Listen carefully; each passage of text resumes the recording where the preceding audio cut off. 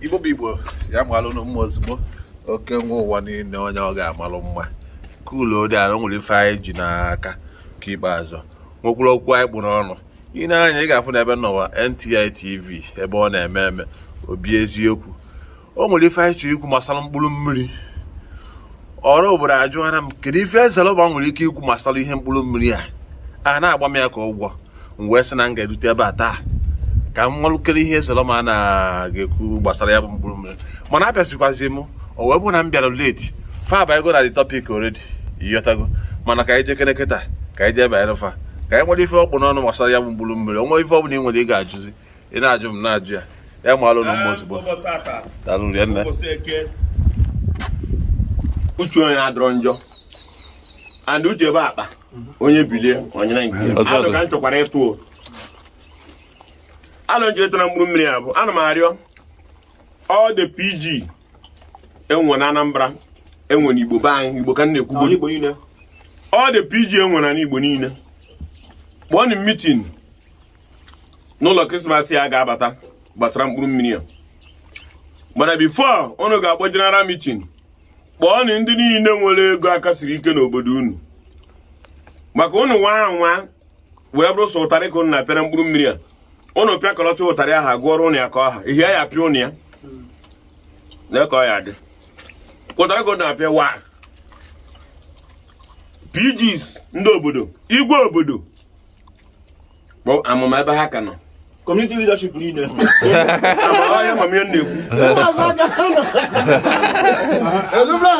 amụma na-adọzi mgbe na-azọbụ eze a na-azọzi n'igwe kịta mepere ọnụ gwu onye na-azụ igwe ndị nke na-anọ na-achọ ndị ha na-eyiwe efe igwe ndọji enwe ebe ị na-eji ya bụ igwe ahụ ọ bụrụ na anyị pụọ na anyị hapụ mkpụrụ mmiri atọ na ịpịasa ụtarị ha na-apịa dị mgbe egwugo ya mana o nidiziri empowerment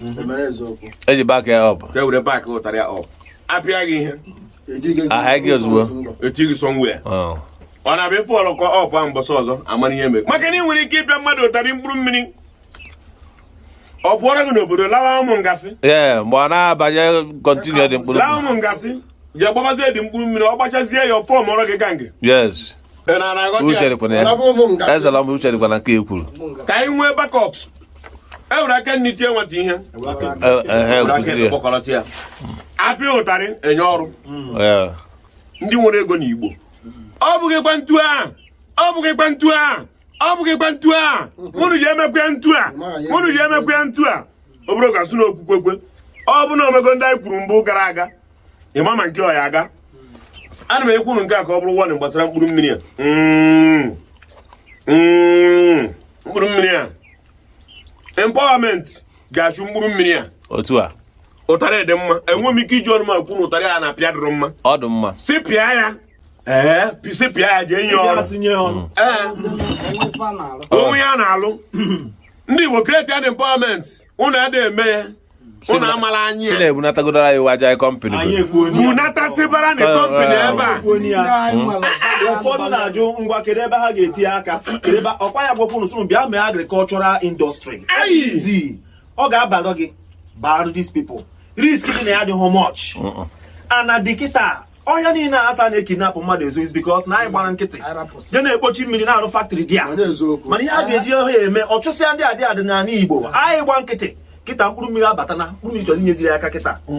ka njikwa ohere akwụkwọ ya ụmụ kọmuniti ndị nọ n'ala Igbo ụmụ ọtọnọs kọmuniti ya na-egbu onwe ha azọ mee politiks PG olu one na omume ọ bụrụ na ụnụ na-ese okwu obodo ụnụ na-emenwu nzukọ na-achịkọta onwe ụnụ ọnụ na-agbabakwana last olukwenye mgbe ọ ga-eruo enwebe accountability olu onye na omume mgbe nna ji eme ihe o ji bụrụ nna ọ bụghị n'ọnụ ọmụbụ PG ọmụbụ igwe olukwenye n'ọlụ n'oriri obodo ndị jikọtara onwe ha na-eburu ụzọ seti egzampụl buru ụzọ chịkọọ onwe ha pịaba ụtarị biko o gosi na ha dị n'udo obodo ọ ga-emenwu mitin ajụjụ ka njụrụ ụlọ ọ na-emenwu mitin mgbe ụlọ na omume prove yourselves ka anyị gbanụ mbọ kpọọ n'obodo ndị dị njechi ego ndị na ihe dị n'aka ndị n'isi kpakọrọ ọnụ ma ndị gara skuul ka ha bịa na-egosi ndị yutu anyị ihe mere wee kpata ego maka nsogbu anyị nwere ma anyị na-afụ ego anyị amaghị ihe mere wee nweta ya ụmụazị berivuzie na ọtọ ọmụ na afọ shọtkọt kọmputa bụ ihe dị kọmọn na-ebe anwa onye na-apịa kọmputa na-enwe efe one bụ ọ na-eri ego tubu ọ na-enwe efe o ji ego o ji eri nri o ji ego ji apị kọmputa mgbe o mechazi tinye mkpụrụ mmiri n'isi onye ka ọ ga-ana ọkwa akụfecha ọ ga-ana ndị nwa na-azọpụ iji ọ bụrụ na agba nkịtị ihe abaruo ebe ọ ga-aba ọchọ ego ọfụhụ ọchọ onye ọ ga-ere ọfụhụ ọchọ onye ọ ga-anata o nwere ike ọmụ gị maka ọ ga-afụ kịta ọka nọ n'oge okwu ka a na-akwanya mmiri tinye aka kịta jeenu dezie ihe ọṅụṅụ na-ese okwu maka ya maka ọ bụrụkwa na paakị gbakwa ụtarị ya apịrị apịa na-agụ ya ọrụ na Facebook paakị bịa gụchaa ya ndị anwa wee je bara unu mitin nsogbu ga-adị ọ ga-akakwa nke ndị amị ọ ya dị more bad ọ ga-adị more deadly maka na ha nwere ike emechaa n'ikpeazụ ha ekwechizie oge kwa unu pịara ihe unu pịara ụtarị ha bịa pịa igwe ikweta na ọ na-eme anyị gị na ha bụrụ ofu ya ka njibele okweti dọrọ pịa igwe ka anyị kretara na ndị ọrụ ụtarị dị mma onye ọbụla anyị ga-enye ọrụ si pịagodi ụtarị a ga-apịagodi ụtarị first onwe ọrụ na bankị pụtara na ihe nwe ọrụ apịa ya ụtarị enye ọrụ onwe injinia anyị fụrụ injinia ha enwe ọrụ maka na ihe na-akọs kewe ihe depression na-akọs mmadụ ịgba nwere ihe depression apụghị ime mmadụ depression na-akọs mmiri a na-agba agba ekwesịgo ka o nwee ebe ankọ yes ebe o kwechiri eziokwu o kwesịghị inwe ihe ọ na-awụ look on assist carry on na-awụ ọkụ ebe ọ ga-esi bụrụ mmadụ ị na-abịara adọbasịrị ya ego ebe niile ego everywhere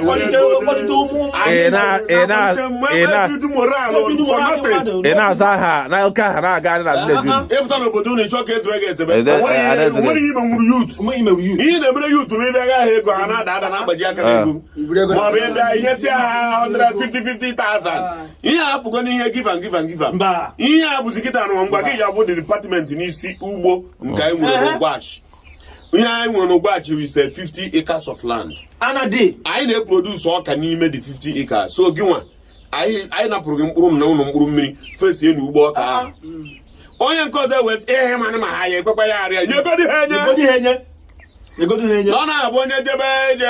jebe ọgụ ọjụọ ma ya na ya na-alụ ogosikwe onye tuuli anyị nọ na-abịa ijebe nye nso enwe ndị nke ga-abịa iru enwe ọrụ aka dị iche iche ifuru ụmụaka niile anwụcha their own talent the main problem bụ onwezi ya kpakọrọ ha ọnụ maka na parents na-eleghị anya ha ejiro and obodo abụrụ obodo ga-awa na kịta na gọọmenti na-enye aka onye ọbụla were gọọmenti debe n'ụsọ akụkụ we don't have government. Oh, na da akpọta ihe a na-akpọ ha bụ gọọmenti. Gọọmenti. Ndị ọgbọ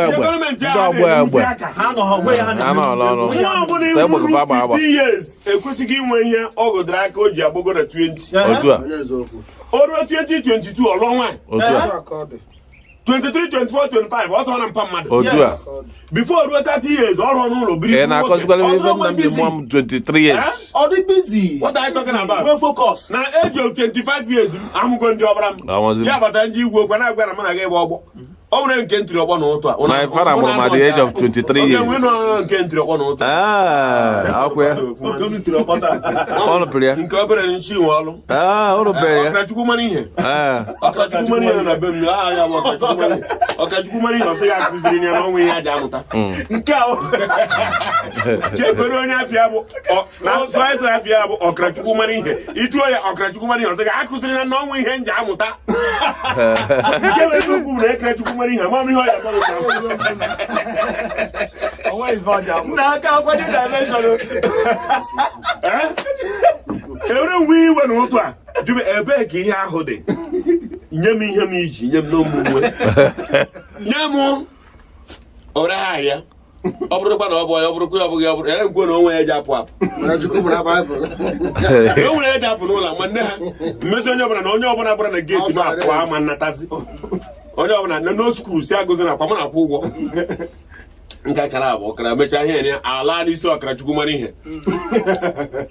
si na saịdị rumu nke afọ ya ere njebe n'ọkpọ m ji agwa ndị mmadụ eji iti nwunye ọkpọ were uche m kwuru ya mana ọ jakwa ime nta were uche gbakọ ime kpatara maka mụ na ha ncha bụ ọgbọ mmụọ ya gbim ihe ahụ anyị kwuru maka ya na-apịa nwunye ụtarị n'igbo ji ise anya o mekwe ma ụmụnne ya ma onye ọbụla ejezi datozi enye nwa bụ onye n'elu ya mụ bubezi ya ma hapụzi onye a agwala m ya mara n'ihe na-eyi ije bụrụ nwa ma ntị ya ma egbuo m ihe bụrụ nwa ma egbuo m onwe ka m na-azọ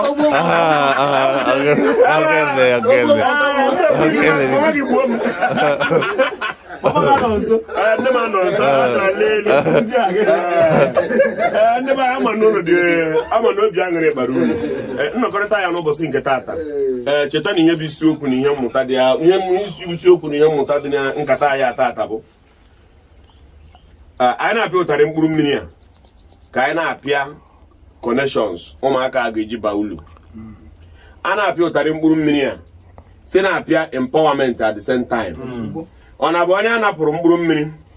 enye ihe oge eji wee baa. Ọ ya bụ ido blọk na-atụ plasta. Ya bụ a na-edo blọk na-atụ plasta ozugbo ndị Igbo na mkpụrụ mmiri a na-edo blọk na plasta ozugbo. Gị ka ọrụ anwụ ihu. Ụnụ nwa ahụ adịgo blọk atụghị plasta ọkụ ya na-ebute nkọmpe. Nkọmpe na nkọmpe. Asịkwa nsị apịa n'ụtarị. Site Igbo kwenu. Ndị be anyị gaziere. Ya ma alụrụ mgbe ozugbo gele ezalama. Onye kwechi ekwele gịnị na-eme. Ụnụ abụgo gọzie.